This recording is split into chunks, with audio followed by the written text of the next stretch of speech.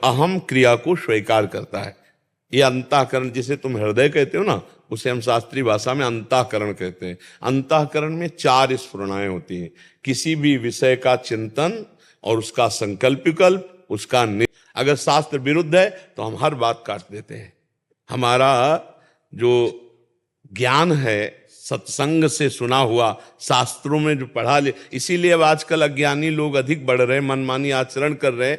रोज स्वाध्याय करना चाहिए, सदग्रंथों का स्वाध्याय। अगर नहीं कर सकते हो तो रोज सत्संग सुनना चाहिए। आपको सत्संग में नई नई बातें मिलेंगी, जिससे आपका जीवन कुमार्गगामी जो रहा है वो सतमार्ग में चलने लगेगा। पहले हमें पता तो होना चाहिए क्या करना है क्या नहीं करना। तस्मात् शास्त्रम प्रमाणम ते कार्य अकार्यो व्यवस्थित हो। कार्य और अकार्य की व्यवस्था शास्त्र में बताई गई। हमारा मन तो कभी भजन में लगेगा, कभी भोगों में लगेगा, कभी गंदी बात चिंतन करता है, कभी अच्छी बात चिंतन करता है। तो हमको इसका निर्णय कैसे हो कि हमें क्या मानना चाहिए? वो शास्त्र और संत वाणी से मिलाना चाहिए। जो निषेध है वो हमें नहीं मानना, जो विधि है वो हमें मानना है। और एक सूक्ष्म बात, सबके हृदय में शास्त्रों का सार ज्ञान लेकर भगवान बैठे हैं। जब आप गलत करने चलोगे तो बड़ी धीमी आवाज में भगवान की आज्ञा होती, ये गलत है, आपको नहीं करना। बुलाता है ना सबके हृदय में। जब आप कुछ गलत करना चाहोगे तो अव्यक्त रूप से हमारे जो परम मित्र हितैषी भगवान है वो हमको सूचना देते हैं, ये गलत मार्ग है। पर हम उनकी अवहेलना कर देते हैं और मन की बात मान करके चल देते हैं। तो हमें चाहिए कोई भी स्फुरणा हो वो तब तक हम न करें जब तक ठीक निर्णय ना हो जाए कि ये क्रिया सही है कि गलत है। अगर वो गलत है तो लाख बार मन हमको कहे हमें नहीं करना चाहिए।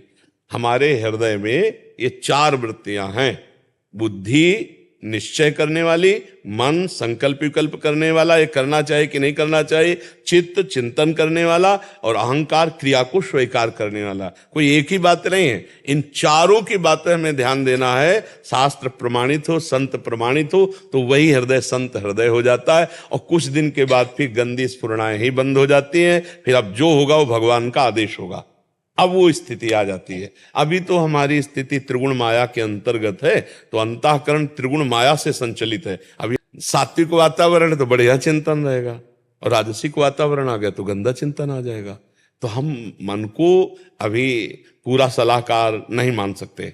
अभी हम शास्त्र प्रमाणित सलाह को मानेंगे और अथवा फिर नहीं मानेंगे। प्रायः लोग मन की ही बात मान करके, जितनी जेलें भरी वो मन की बात मान करके हुई है।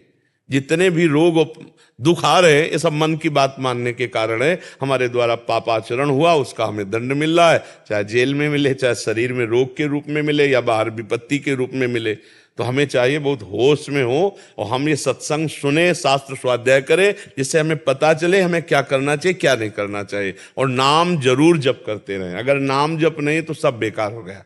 बहुत सत्कर्म आपने किए, नाम जप नहीं किए तो स्वर्ग आदि लोकों को जाओगे, भोग कर फिर मृत्यु लोक में आ जाओगे, काम तो नहीं बना। और 10 बार भी राम राम कृष्ण कृष्ण हरि हरि राधा राधा बोल लिया तो यमराज के रजिस्टर में 10 बार नाम भारी पड़ जाएगा। अरे एक नाम, महत्व बुद्धि रखिए। जैसे रुपया कमाने में लोभ और बढ़ता चला जाता है, ऐसे भजन का लोभ बढ़ता चला। उठते बैठते चलते फिरते हंसते खाते पीते गाते कभी भी नाम का विस्मरण ना हो, ऐसा महत्व जागरण करे। तद विस्मरणेन परम व्याकुलते। कुछ दिन बाद नाम पकड़ लेता है। पहले साधक को नाम पकड़ाना होता है। वाचिक शुरू किया, फिर उपांश शुरू किया, फिर मानसिक शुरू किया। जब नाम श्वास 2 बिलक चलत है तो इनको भेद न मोह को भावे। श्वासा ही नाम, नाम ही श्वासा, नाम श्वास को भेद मिटावे। रोम रोम जब रग रग बोले तब कुछ स्वाद नाम को पावे। पहले हम नाम का निरंतर अभ्यास करें तो नाम के अभ्यास से सब कुछ ठीक हो जाएगा। हमारे हर प्रश्न का उत्तर नाम है।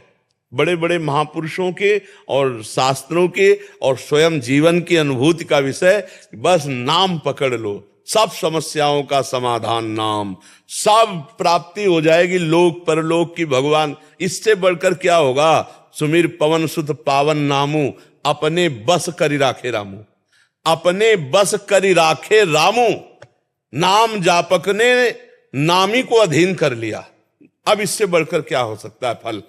इससे बढ़कर फल क्या हो सकता है? सुमिर पवन सुत पावन नामू, अपने बस करी राखे रामू। हम ऐसे महामहिम नाम का निरंतर जप करें और आचरण संभाल के करें। संत सम्मत, शास्त्र सम्मत अगर हमारे आचरण हुए और नाम जब चल रहा है तो कुछ ही समय में आप खुद देख लेना आपका जीवन कैसे परिवर्तित होता है। आज जो हमारी समाज काम, क्रोध, लोभ, मोह, मद के ज्यादा चक्कर में फंसकर गर्त में जा रही, उसका कारण है सत्संग ना सुनना, शास्त्र स्वाध्याय ना करना और नाम जप ना करना। उसी से कितनी कितनी गंदगी भरती चली जा रही है। अपने पूज्य जनों को पढ़े लिखे लोग अपमानित कर रहे हैं। जो विद्या विनय प्रदान करती पुष्ट होती जा रही। क्यों? क्योंकि अध्यात्म बीच में नहीं है, भगवान का नाम बीच में नहीं है, संतों के वचन बीच में नहीं है। जिसके जीवन में संत नहीं है, नाम नहीं है, भगवान नहीं है, वो जीवन मृत जीवन है। जिन हरि भगत हृदय नहीं आनी, जीवित सब समानते प्राणी।